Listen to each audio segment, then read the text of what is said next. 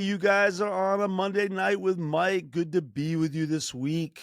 I had a awesome week last week. Want to give a shout out to the schools I did. Weeping Water. I was down in Weeping Water.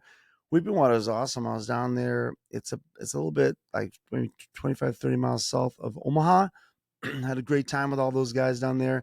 Got to hang out with their elementary school as well as their middle and high school. It was a great day with those guys.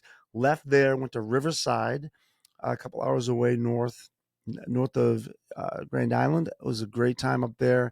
Those kids were awesome. Did middle school and high school work with some great administrators and great teachers. Good time. I'll talk about them later because I ended up going to their football game that Friday night, but we'll talk about that in a minute. Left there on Wednesday night, went down to Raymond Central's there Thursday. Raymond Central, wow, what a great school. Had a great time hanging out with those guys too. Did middle and high school. Spent the day, did a parent night there.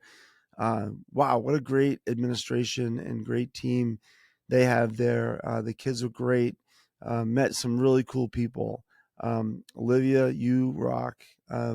Great time there. It was a great time. So left there. Okay, so then I got to go home, but went out to the football game up at Riverside. They invited me. I actually had to ask my wife permission to go because that's a good husband. So I did that. Actually did that during the assembly at Riverside. It was so funny.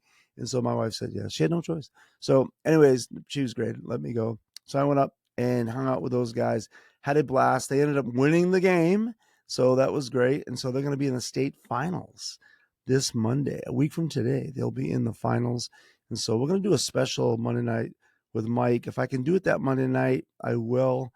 Might not be able to, but I'm going to try to get that out, that game, so on that Monday night. But if not, it'll be out on Tuesday night. But we'll do a special one for them. So it was great hanging out with those guys. They're a great group of kids up there. And so had a blast at that game.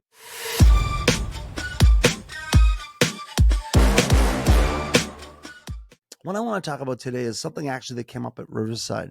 I got to do some leadership breakouts there and some breakouts just talking to kids about pressure. And, a big part of my presentations, as you know, is to really understand the pressure you're under as a teenager. And that's important to me because I really do think that socially there's a lot of pressure put on you to live up to standards and live up to people's expectations, whether it's the adults in your life or even your peers. There's a lot there. And so one of the things I want to focus on today is the right kind of pressure, right?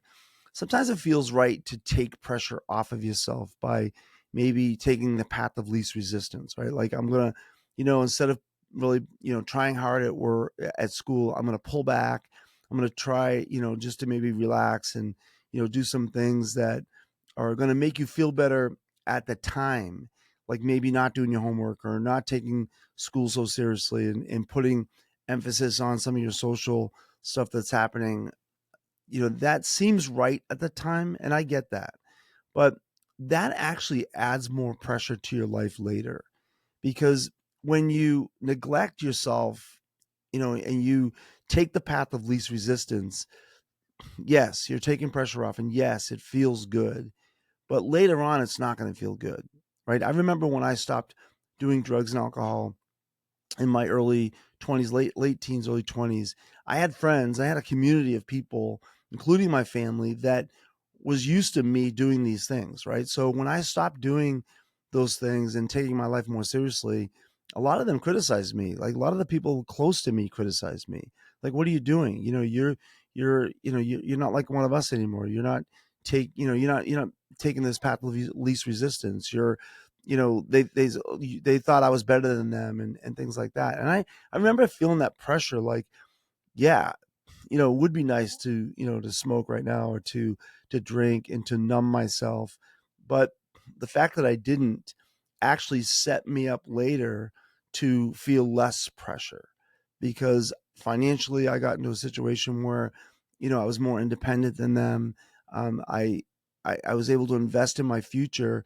So later on in life, it paid off, right? It's that, um, that delayed gratification, right? Like I later on I was able to have that freedom. So now in my life, I'm in a position, I'm not rich or anything like that, but I'm in a position where I can help people because I chose at the beginning of my life to maybe take some of those, go to school and do some of these things that were going to add pressure. They did. They added the right kind of pressure. They put pressure on me to succeed and to, to fight for my future. And that's what I want to challenge you with is maybe cut off some of the fat in your life that doesn't need to be there, right? Maybe instead of playing 4 hours of video games every night, you cut that back to two.